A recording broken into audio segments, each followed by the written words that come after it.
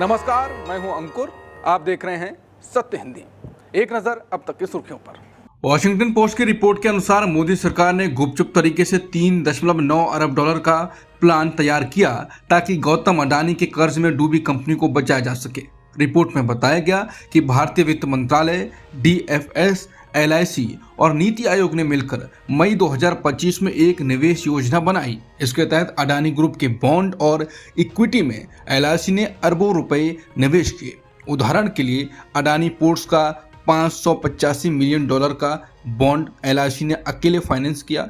इस योजना का उद्देश्य था अडानी में विश्वास जताना और अन्य निवेशकों को आकर्षित करना। हालांकि अडानी ग्रुप का कर्ज पिछले साल की तुलना में 20% बढ़ चुका था और अमेरिका में भ्रष्टाचार और धोखाधड़ी के आरोप चल रहे थे।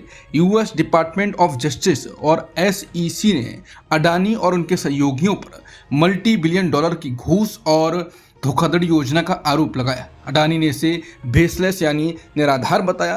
रिपोर्ट में बताया गया है कि अमेरिकी और यूरोपीय बैंक भी इस समय अडानी को ऋण देने में हिचक रहे थे। ऐसे में भारतीय अधिकारी ने अडानी को विजनरी एंटरप्रेन्योर बताया और कहा कि उनकी कंपनियां देश की आर्थिक महत्वाकांक्षाओं के लिए अहम हैं। विश्लेषकों ने चेतावनी दी कि LIC जो लाखों भारतीयों को बीमा करती है, ऐसे बड़े निवेश से उच्च जोखिम में है और अगर LIC को कोई नुकसान होता है तो सिर्फ सरकार ही उसे बचा सकती है। वॉशिंगटन पोस्ट की रिपोर्ट पर तृणमूल कांग्रेस सांसद महुआ मोइत्रा ने ट्वीट कर मोदी सरकार और अडानी पर हमला किया। उन्होंने लिखा कि भारतीय टैक्स पेयर के 30,000 करोड़ रुपए अडानी के लिए खर्च किए जा रहे हैं। मोदी सरकार लगातार अडानी को फंड कर रही है और जनता को उसका बोझ उठाना पड़ रहा है। महुआ ने एक और ट्वीट में कहा कि हर भारतीय मीडिया हाउस जो मेरी खबर चला रहा है वो गलती से किसी रेसिस्ट ट्वीट का जवाब देने पर ज़रूर खबर बना देता है, लेकिन वॉशिंगटन पोस्ट की रिपोर्ट पर बिल्कुल चुप है, जिसमें बताया गया है कि LIC को अपने सबसे अच्छे दोस्त अडानी को 30,000 करोड़ रुपए टैक्स पेयर्स के पैसे से बचाने के लिए मजबूर किया गया। क्या बीजेपी आपको पैसे देती है या अडानी कंपनी? एक्सपर्ट्स के अनुसार ये मामला भारत में कॉरपोरेट राजनीति संबंधों को उजागर करता है। कांग्रेस ने वॉशिंगटन पोस्ट की रिपोर्ट पर मोदी सरकार को निशाने पर लिया।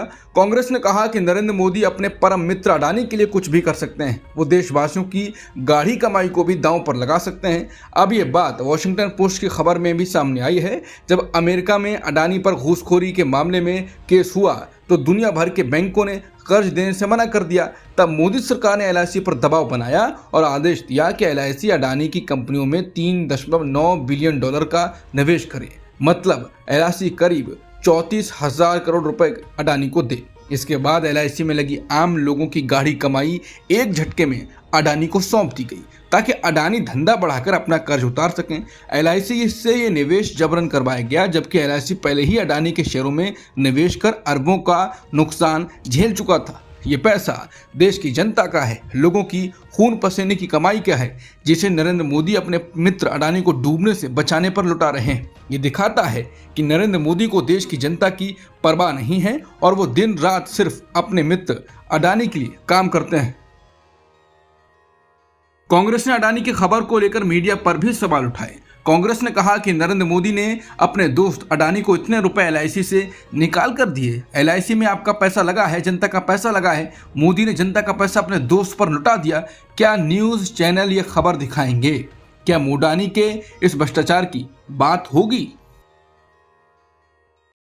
कांग्रेस नेता और पूर्व सांसद उदित राज ने आरोप लगाया है कि सरकार ने दिल्ली के पंडारा पार्क स्थित उनके बंगले से उनके परिवार को जबरन बेदखल कर दिया, जबकि मामला अभी कोर्ट में चल रहा है। ये बंगला उनकी पत्नी सीमा राज, जो रिटायर्ड IRS अफसर हैं, उनके नाम पर आवंटित था। उन्होंने बताया कि उन्होंने मई 2025 तक का किराया भी जमा किया था। उदित राज ने कहा कि हम देख सकते हैं हमारे घर का सामान सड़क पर फेंका जा रहा है। अगली सुनवाई 28 अक्टूबर को है।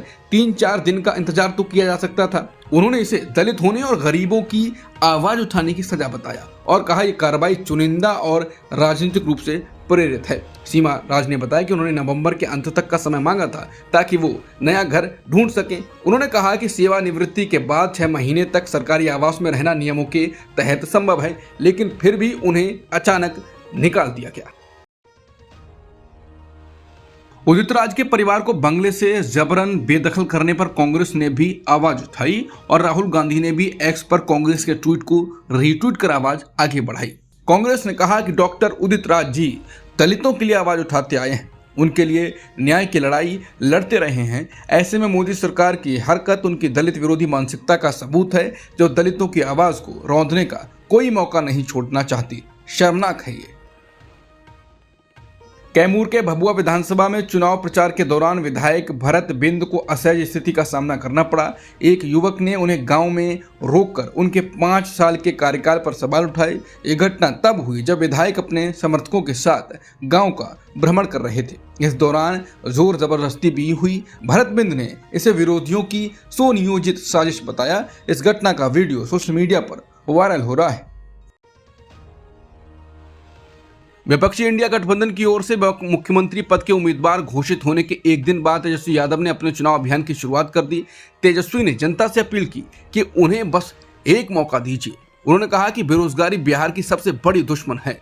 तेजस्वी ने दावा किया कि जब वो उप मुख्यमंत्री थे तब उन्होंने 5 लाख नौकरियां दी थी और अगर मौका मिला तो इससे ज्यादा रोजगार देंगे। तेजस्वी ने यह भी कहा कि नीतीश कुमार 20 साल से मुख्यमंत्री हैं और नरेंद्र मोदी 11 साल से प्रधानमंत्री, फिर भी बिहार की प्रति व्यक्ति आय देश में सबसे कम है। उन्होंने वादा किया कि अगर जनता उन्हें एक मौका दे तो बिहार में नौकरी और विकास दोनों लाएंगे।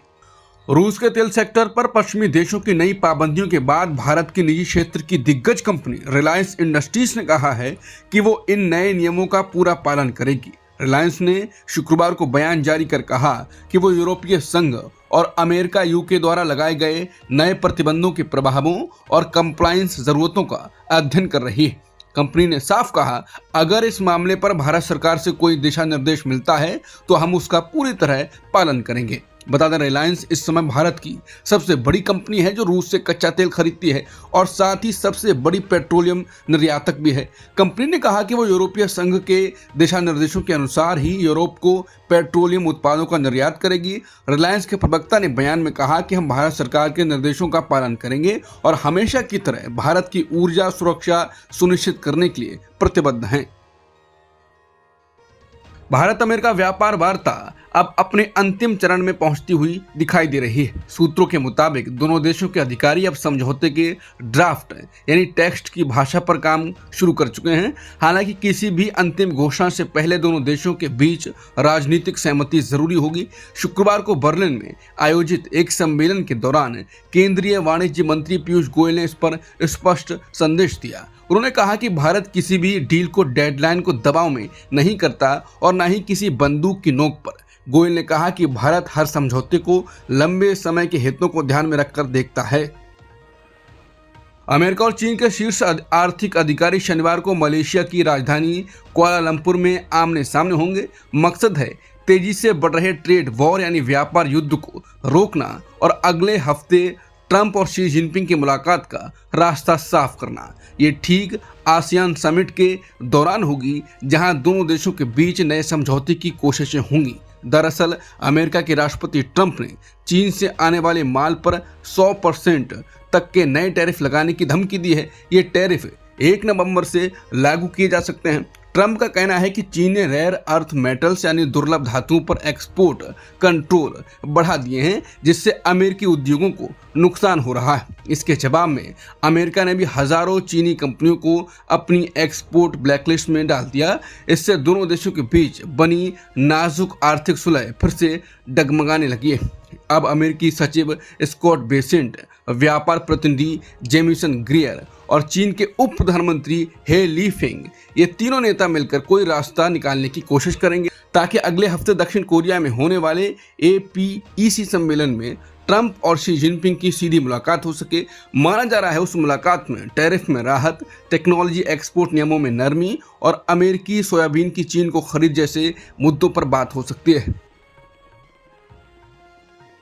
न्यूयॉर्क के अगले मेयर चुनाव के लिए अर्ली वोटिंग यानी शुरुआती मतदान शनिवार 25 अक्टूबर से शुरू हो गया है। इस बार मुकाबला बेहद दिलचस्प है क्योंकि सबसे आगे हैं एक बाहरी उम्मीदवार और खुद को समाजवादी कहने वाले डेमोक्रेटिक पार्टी के नेता जोहरन ममदानी। 34 साल के ममदानी ने कुछ ही महीनों में राजनीतिक हलचल मचा दी है। कभी अनजान चेहरा माने जाने वाले ममदानी अब न्यूयॉर्क के मेयर पद की दौड़ में सबसे आगे हैं। उनकी लोकप्रियता का सबसे बड़ा कारण है महंगाई और बढ़ते किराए का मुद्दा।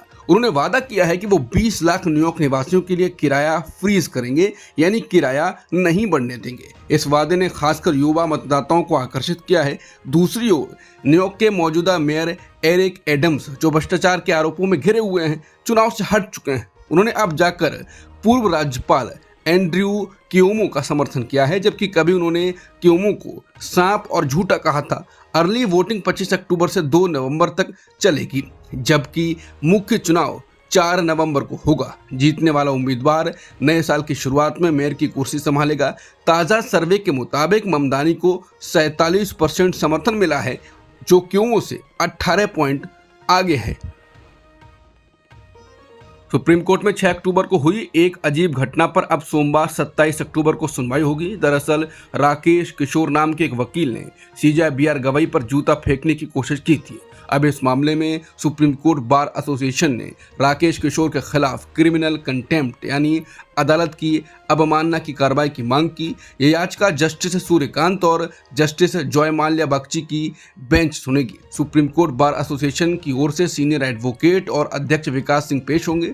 विकास सिंह ने पहले ही अदालत में बताया था कि अटॉर्नी जनरल आर वेंकटरमणी ने इस कार्रवाई के लिए अपनी मंजूरी दे दी है। हालांकि जस्टिस सूर्यकांत ने कहा था इस घटना पर ज्यादा ध्यान देने की जरूरत नहीं है, इसे स्वाभाविक रूप से खत्म होने दिया जाए। मुख्य न्यायाधीश बीआर गवई ने भी इस मामले को भूल चुका अध्याय बताते हुए कहा था इस पर और न्यायिक समय खर्च करने की जरूरत नहीं है। लद्दाख के लेह जिले में 24 सितंबर को हुए हिंसक प्रदर्शन और उसमें 4 नागरिकों की मौत के मामले की जांच अब शुरू होने जा रही है। गृह मंत्रालय की ओर से गठित न्यायिक आयोग इस पूरे मामले की जांच करेगा। इस आयोग की अगुवाई जस्टिस बीएस चौहान करेंगे। अधिकारियों के मुताबिक जस्टिस चौहान 25 अक्टूबर से लेह में लोगों से मिलना शुरू करेंगे। ये जांच पैनल 25 से 28 अक्टूबर तक मेलोंगथांग लेह में सुनवाई करेगा। इस जांच का मकसद ये पता लगाना है कि आखिर प्रदर्शन के दौरान हिंसा कैसे भड़की और 4 लोगों की मौत किन परिस्थितियों में हुई। जम्मू कश्मीर में राज्यसभा चुनाव के नतीजे आ गए हैं। नेशनल कॉन्फ्रेंस ने 3 सीटें जीती हैं, जबकि बीजेपी ने 1 सीट पर कब्जा जमाया है। बीजेपी ने 34 सीट पर ड्रामा भरी जीत दर्ज की। पार्टी के पास विधानसभा में 28 विधायक थे, लेकिन उसे 32 वोट मिले, यानी कुछ वोट क्रॉस वोटिंग के जरिए बीजेपी के खाते में गए। बीजेपी के प्रदेश अध्यक्ष ने चौथी सीट जीत ली। उन्होंने एनसी उम्मीदवार इमरान नबी डार को हराया, जिन्हें 22 वोट मिले। इस नतीजे के बाद जम्मू कश्मीर की सियासत में क्रॉस वोटिंग और राजनीतिक जोड़तोड़ को लेकर चर्चा तेज हो गई। अब तक की खबरों में इतना ही। बाकी खबरों के लिए बने रहिए सत्यहिंदी.com के साथ। Copyright disclaimer under Section 107 of the Copyright Act 1976. Allowance is made for fair use for purposes such as criticism, comment, news reporting, scholarship, and research.